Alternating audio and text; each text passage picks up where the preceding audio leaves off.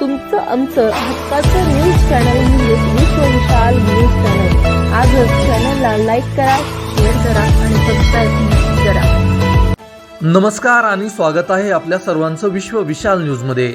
बातमी आहे धाराशिव जिल्ह्यासाठी अभिमानाची आणि धाराशिव जिल्ह्याच्या विकासाच्या दृष्टीने अतिशय महत्त्वाची बातमी आहे। तुळजापूरचे विकासरत्न आमदार राणा जगजितसिंह पाटील यांनी गणेशाच्या आगमना दिवशीच आनंदाची बातमी धाराशिवकरांसाठी दिली आहे। पंतप्रधान नरेंद्र मोदींनी धाराशिव येथे येऊन सांगितले होते, सोलापूर तुळजापूर धाराशिव रेल्वे करण्यासाठी संपूर्ण प्रयत्न करेन व विकासरत्न आमदार राणा जगजितसिंह पाटील यांनी सातत्याने पाठपुरावा करून ते काम प्रत्यक्षात सुरू केले आहे।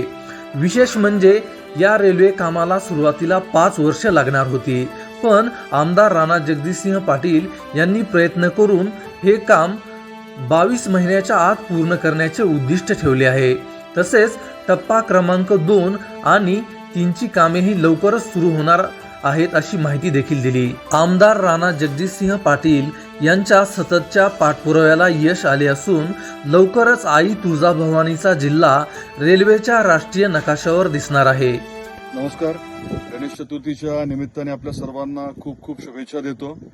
आज आपल्या धाराशिवकरांच्यासाठी अजून एका अर्थाने अतिशय महत्त्वाचा दिवस आहे। धाराशिव तुळजापूर सोलापूर या रेल्वेचं काम जे आहे ते आज या शुभमुहूर्तावरती प्रत्यक्षात सुरू झालेलं आहे। मी सर्व संबंधितांचे मनापासून आभार व्यक्त करतो।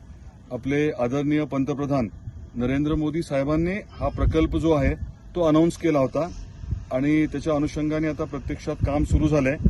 सुरुवातीला 5 वर्षात हे काम होणार असं ठरलं होतं, परंतु आपण विनंती केली, आग्रह धरला आणि त्याच्यामध्ये काही बदल केले।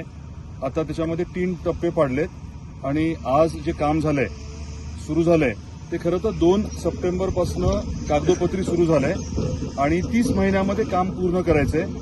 आताच मी संबंधित अधिकाऱ्यांबरोबर कंपनीच्या लोकांबरोबर बोललोय आणि त्यांचं टार्गेट जे आहे ते बऱ्यापैकी त्याच्या आत 22-23 महिन्यामध्ये करण्याचं टार्गेट आहे। त्यामुळे आपल्याला रेल्वेचा हा भाग लवकर होताना नक्की दिसेल। पुढचे 2 टप्पे लवकर करण्याचा आपला प्रयत्न आहे। आता आपण उपळा शिवारामध्ये आहोत, इथे ज्या शेतकऱ्यांनी जमीन दिली त्यांचे देखील मी मनापासून आभार व्यक्त करतो। सर्व संबंधित अधिकारी त्यांचे देखील आभार आणि महत्त्वाचं म्हणजे आपल्या महायुती सरकारचे आभार, कारण आपलं सरकार आल्यानंतरच खऱ्या अर्थाने राज्य सरकारचा हिस्सा मिळाला।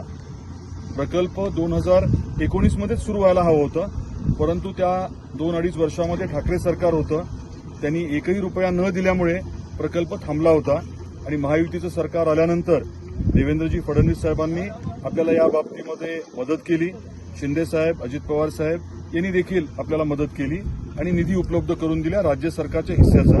त्यामुळे खऱ्या अर्थाने काम आता सुरू झालेलं आहे आणि आज गणेश चतुर्थीच्या दिवशी आपल्या घरी गणरायाचं आगमन होतं आणि विघ्नहर्ता आहे, आपले दुःख बाजूला करतो आणि महत्त्वाचं म्हणजे कुठलंही चांगलं काम करताना श्री गणेश आपण करतो।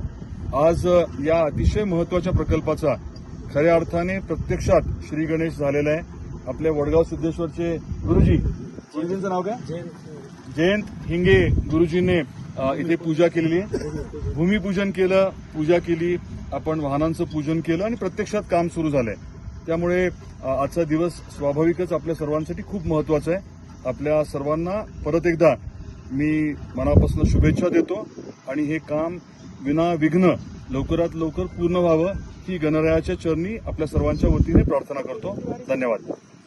सारे देश के यात्री ऊर्जा भवानी आने के लिए लालायित होते हैं, लेकिन यहाँ पहुँचने की कोई सुविधा है क्या? मुझे बताइए। सोलापुर ऊर्जा भवानी रेलवे लाइन होनी चाहिए कि नहीं होनी चाहिए? सुविधा झाली तर तुळजापूरचा विकास पण होईल, भाविक आणि भक्तांना त्याचा भरपूर फायदा होईल, मार्केट वाढेल, व्यवसाय वाढतील। रेल्वे संघर्ष समितीची खूप वर्षापासूनची मागणी होती, त्या मागणीला यश आलेलं आहे आणि त्याचं यशाचे श्रेयकार फक्त राणादादा आहे।